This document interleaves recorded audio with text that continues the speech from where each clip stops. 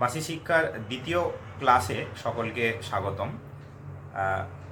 প্রথমেই বলেছি যে আমি বাঁশির টিচার নই, আমি নিজেও শিখছি এবং আমার যা নলেজ সেই নলেজটা আমি শেয়ার করার চেষ্টা করছি। আশা করি যে সমস্ত বাচ্চা ছেলে বা মেয়ে রয়েছে তাদের এই বাঁশি শিক্ষাতে সুবিধা হবে। যাদের একটু আগ্রহ আছে মিউজিকের প্রতি বা বাঁশি শিক্ষার প্রতি, তারা এই ভিডিওগুলো দেখলে বেসিক যে নলেজটা বাঁশি কীভাবে বাজাতে হয় সেটা শিখতে পারবে। তো আমরা আগের ভিডিওতে দেখেছি যে বাঁশি কিভাবে হোল্ড করে, কিভাবে ধরে, কিভাবে 6টা ছিদ্র কভার করে। তো আজকে আমরা দেখব যে কিভাবে বাঁশি থেকে আমরা সা রে গা মা পা ধা নি সা এই 7টা স্বর আমরা বাজাতে পারি। তো তার জন্য আমাদের কোন জিনিসটা শিখে নিতে হবে, যেটা আমরা প্রথম ভিডিওতে দেখেছি যে এই গ্রিপিংটা যেন সকলের ঠিকমতো আসে। এই আজকে যা শিখব এই ক্লাসে শেখার আগে সকলের কোন জিনিসটা থাকতে হবে, সকলে যেন অবশ্যই গ্রিপিংটা ভালো মতো অভ্যাস করে থাকে, তবেই কিন্তু আজকে যেটা আমরা শিখব সেটা খুব সহজে শিখতে পারবে। তো প্রথমে আমরা দেখলাম যে কিভাবে গ্রিপ করে। আজকে আমরা দেখব কিভাবে সা রে গা মা পা ধা নি এই 7টি স্বর বাজাতে পারে। আমাদের মিউজিকে সাধারণত 7টা স্বর প্রথমত প্রাথমিকভাবে শিখতে হয় এবং এছাড়াও আরও 5টা স্বর আমরা শিখব, সেটা পরবর্তীকালে। তো একদম শুরুতে আমরা 7টা স্বর কিভাবে বাজায় সেটা আমরা দেখব। তো একদম প্রথমেই রয়েছে সা। সা কিভাবে আমরা বাজাই? সা বাজানোর জন্য আমাদের এই 3টে হোল, প্রথম ওপর থেকে যে 3টে হোল রয়েছে 3টে হোল ভালোভাবে কভার করতে হবে, যেন কোনো গ্যাপ না থাকে। তো এই 3টে হোল কভার করে যদি আমি ফু দিই তাহলে যে শব্দটা এখান থেকে বের হবে সেটা হচ্ছে সা। যেমন আমি যদি দেখি,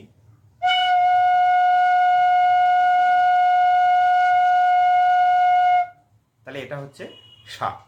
একই রকমভাবে যদি আমি 3টে হোলের মধ্যে শেষের আঙুলটাকে তুলে দিই, 2টো হোল কভার করে রাখি এবং ফু দিই, তাহলে যে শব্দটা বেরোবে সেটা হচ্ছে রে। সা রে যদি পরপর বাজায় তাহলে শুনতে কেমন হয়? ঠিক আছে, তাহলে এইভাবে আমরা সা রে বাজাতে পারি। আচ্ছা, এইখানে একটা কথা বলে দিই, আমরা সা এর এখানে 2টো সা আমরা পাবো। একটা হচ্ছে যদি আমরা নর্মালি ফু দিই, ফুটাকে কন্ট্রোল করতে হবে, খুব জোরে ফু দেওয়া যাবে না, মাঝারিভাবে ফু দিতে হবে। কেমন? এটা একটা সা পাচ্ছি। এবার যদি একটু জোরে ফু দিই তাহলে আমরা দেখলাম যে 2টি সা আমরা পাচ্ছি একই জায়গায়।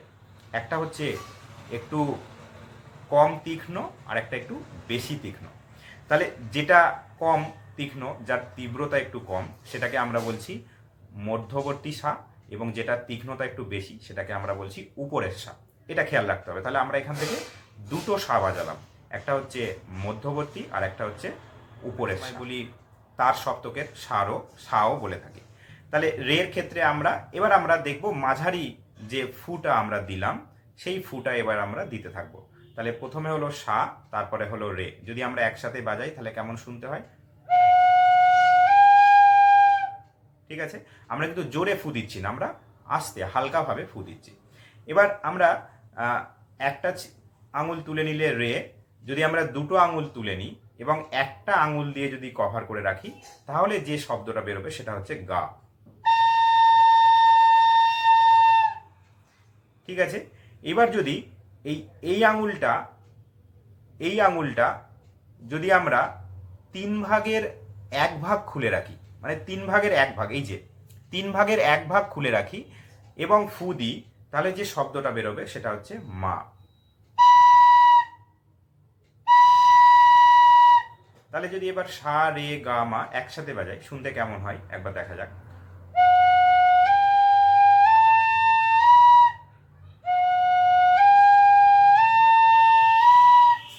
তাহলে এইটা প্র্যাকটিস করতে হবে প্রথমত, সা রে গা মা, সা রে গা মা। তাহলে প্রাথমিকভাবে আমাদের প্র্যাকটিস করতে হবে সা রে গা মা কিভাবে বাজাতে হয়।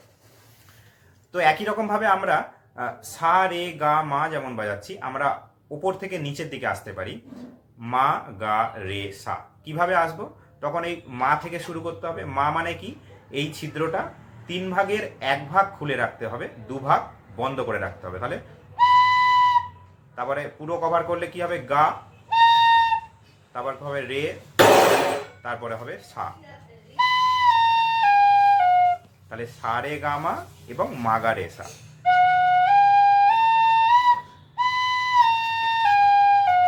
তো এই জিনিসটা যদি আমরা প্র্যাকটিস করি তাহলে সা রে গা মা এর এই 4টে স্বরের ওপর আমাদের একটা ভালো অভ্যাস তৈরি হয়ে যাবে এবং আমরা খুব সহজেই সা রে গা মা এই 4টি স্বর খুব সহজেই বাজাতে পারবো। তো এই 4টি স্বর যদি আমরা খুব সহজেই বাজিয়ে নিই, তারপরে আমাদের আসছে পা। পা কিভাবে বাজাবো? যদি আমরা 6টা ছিদ্রই কভার করে দিই তাহলে হচ্ছে পা। একবার দেখা যাক কেমন হয়। এবার একটা তুলে দিলে যদি 5টা হোল কভার করা হয় তাহলে হচ্ছে ধা। যদি আর একটা ছিদ্র তুলে দেওয়া হয় তাহলে হবে নি, এবং এইটা তুলে দিয়ে যদি জোরে ফুঁদি তাহলে হবে সা, এবং সেটা ওপরের সা।